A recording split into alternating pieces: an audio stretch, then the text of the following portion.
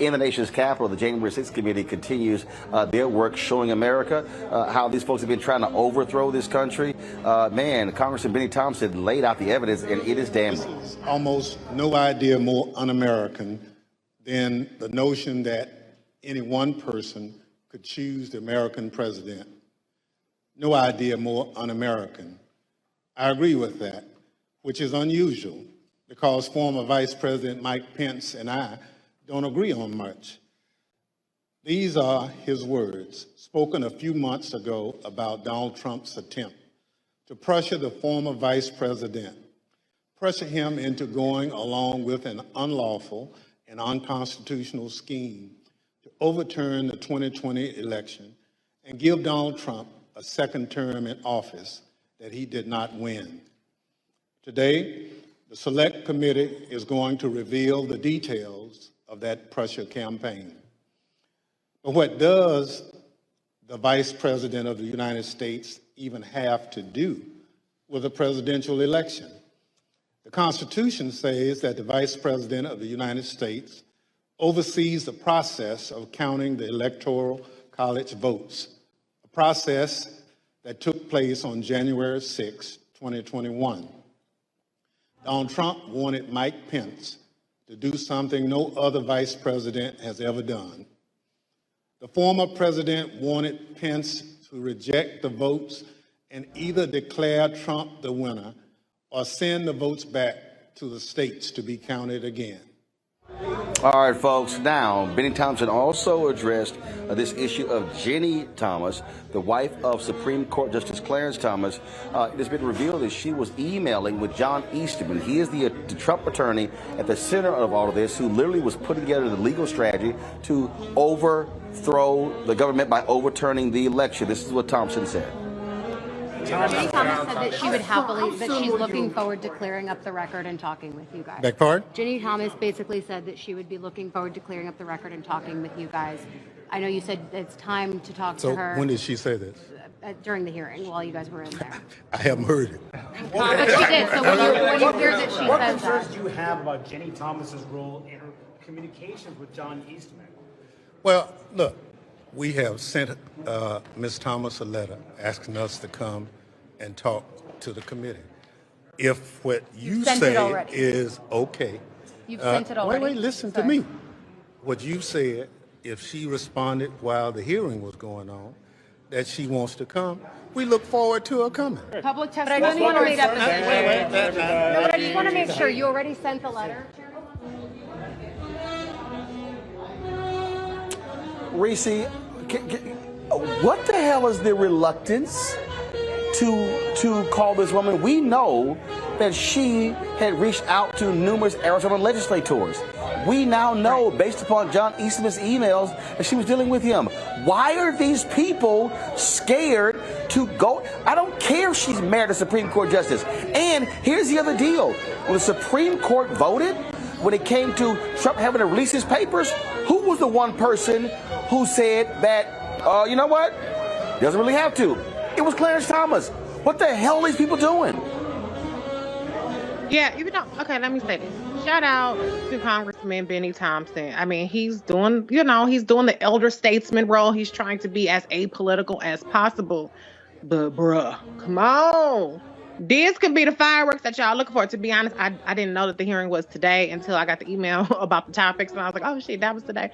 And so, let her crazy ass come over there and make a fool of herself and get some headlines, get some viral clips, and show the level that there was a pressure on people across the country to try to overturn the election results. I think that would be a really good hearing to have, a public one. So I don't really get the way he's, dilly-dallying and him and hawing about the stuff, except for the fact that I think he's trying to make it seem like add gravitas to the situation and being apolitical. But the thing is politicized. Okay, so let's just dispense of that. But I do want to talk too about Mike Pence, and I have to say, I'll be remiss if I didn't say that Mike Pence still ain't shit. Yes, he resisted the pressure But it was illegal for him to do what they were telling him to do. So he just resisted the pressure of ending up in jail. Okay. And it really doesn't hurt him too bad if he didn't get reelected under Trump's crazy ass, because then he could go ahead and run for president 2024 if he decides to do that. We know he was dead ass broke, couch surfing and shit after he, you know what I'm saying, was done being vice president. So he wanted to go ahead, probably make make a little bit of coin, being the ex vice president, et cetera, et cetera. So I'm still not gonna give any Republicans any cookies for following the law and doing the bare minimum. But yeah, back to Jenny. She definitely needs to be up there. Clarence Thomas is corrupt as hell, but I always go back to the same thing. Who gonna check him, boo? She's done probably several illegal things, but who's gonna check her? It don't look like anybody's gonna do it just yet, but we shall see. Here's the thing that bothers me, Larry. I had some people who in the political circles who said if they go after Trump, it's going to tear the country apart.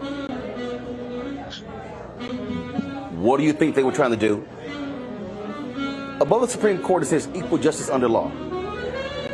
I don't care if Republicans are going to be pissed. I don't care if conservatives are going to be pissed.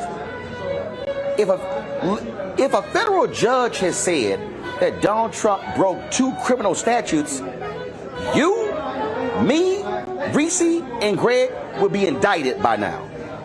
And so I don't get the thing. And the thing with Donald Trump, if you don't go after him and you do not hold him criminally liable, don't think for a second he won't go further. Remember when Senator Susan Collins says, I think he's learned his lesson and this is going to get him to respond appropriately. What happened? January 6th. Yeah, so Roland, the last presidential election was a dry run. So 2024 is live and popping. And folks like you and people on this panel are warning Democrats. Listen, we go back and talk about what happened, the tragedy of obviously of Benghazi, but the number of hearings they had after that and the hours that Hillary Clinton had to come before Congress and testify. Now, this is the issue of all issues. This was an insurrection. And, you know, Reese talked about Congressman Thompson, and I had a chance to work at his office when I worked on the Hill. He's a wonderful, he's like statesman. He's certainly doing a good job. However, they have to take a more aggressive stance on issues like this, because listen, things could change in a couple months, and if this is the Republicans, they would be coming full throttle. They would have anyone who refused to testify, they would have DOJ coming after them, and they would be using any other means they could to make sure you testify. And if you didn't, that you were in jail and you stayed there. In fact, they would make sure you were under the jail. So it is really important for Democrats to be as aggressive as possible. Listen, they tried to overthrow the government. And I want to go to something Reese talked about VP Pence, because I heard Congressman Thompson praise him. But listen, like Reese said, he did what he was supposed to do. So the fact that he didn't help Trump overthrow the government, you shouldn't be patting him on the back. Don't forget, he was his vice president. And like I said, all these conversations about, you know, what was going to happen on January 6th, Mike Pence knew something was a foul. And so we shouldn't be patting him on the back. And so we need to do more in terms of, like I said, Democrats need to be doing more to make sure Jenny Thompson comes to testify. And if she doesn't, use whatever means necessary to make sure she goes in front of Congress publicly and talks about sending dozens of emails. And like you said, in terms of some other correspondence she's had. But listen, the bottom line is, if the time to do this is now, the clock is running, and Democrats got to step their game up. Greg, it just seems as if there's this attitude of, well, you know what? Let's not go for the big fish. If we could just if we can satisfy this thing by kind of getting this person, then we'll be all good. Donald Trump, Steve Bannon, Eastman, and on and on and on. These people, as we speak, are putting individuals and having them run, and they're winning Republican nominations for secretaries of state. Right now in New Mexico, They are refusing to certify the results of the Democrat who won the primary. January 6th was not the end of the surrection. Mm-hmm. And so then we saw how this fool, this attorney, this environmental lawyer in the Department of Justice was like, sure, I'll happily come in, fire everybody, and then force these states to have new electors. I don't know how aggressive I can say this, but these people literally have no issue stealing all future elections, and they're going to say, we have the power to do it. Mm-hmm. That's right, bro. And they never have. See, this is the thing we have to understand. This criminal enterprise called United States of America was always an iffy proposition. It has never, since the founding of this thing in 1787, which included the Northwest Ordinance, which was a compromise in terms of extending slavery, it has never been more likely than not that it was going to stay together. The Compromise of 1820, the Compromise of 1850. Please understand that, because where you are right now in Texas, which called itself our own damn country in 1836, by 1850, the Compromise over slavery allowed them to steal the rest of Mexico, North Mexico, in terms of New Mexico, Nevada, California. It was always brewing to the Civil War. Why? Because they didn't address the moral question at the beginning. They poured into the foundation. Now, what does that have to do with what we're seeing with this commission? This congressional commission is indicting everyone who broke the law for the Attorney General of the United States, for Merrick Garland. They're taking away all his excuses. That's what they're doing. They don't have the power to indict, but what they're doing is laying the roadmap so that when the Department of Justice doesn't do it or does do it, it's going to be a political decision. Now, why is that important? This country is going to fracture. The corn-pawing white nationalist governor of Florida has already shown you that he don't give a damn. The governor down there where you are right now, Abbott, has shown that they don't give a damn. The United States of America has never been a union. It has been a compromise with the most racist, the most exclusivist, the most genocidal, murdering types, and Texas leads the country in that.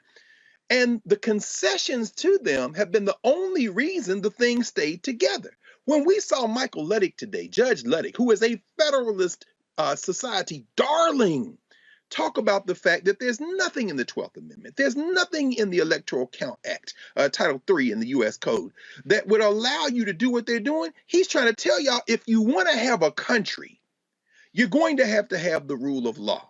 Jenny Thomas, I love you, Jenny. Why? Because I don't have any investment in a criminal enterprise that has been held together by sacrificing me, you, Reese, and Larry. So guess what, Jenny Jen? You and your little punk husband. Now, Congressman Jeffries tried to, blast y'all because he's a true patriot. He wants America to stay together. I don't give a damn, bruh. So guess what? Y'all gonna break it this time. You're really gonna break it this time. John Roberts knows you're gonna break it this time. Guess who else knows? Mike Pence. Mike Pence, I'm not getting in that car. Why? When you heard Greg Jacobs today, the chief of staff, say, look, I got in the car. I looked around, Pence didn't get in the car. And he told his Secret Service lead man, Tim, I know you. I trust you, but you're not the one driving that car. Meaning what? Because Mike Pence understands, because he's one of them, to your point, Reese, that these people will stop at no lengths, including hanging his ass. When they come back to power, it's going to break. So those you scared, if they do that, it's going to break. You just delaying the inevitable. You better go read some damn American history. It always breaks, baby. It always breaks, and it's going to break again. All right, folks, back to our Roland Mark Unfiltered video in just one moment. Love our new Alexa. It's a Buick. Yeah, Alexa. Buick. Alexa. It's a Buick. It's an Alexa. It's a Buick. It's an Alexa. Coach, that's a Buick. That's an Alexa. The Buick Enclave with available Alexa built-in. Folks, Black Star Network is here. Oh, no punching! I'm real revolutionary right now. Support this man, Black Media. He makes sure that our stories are told.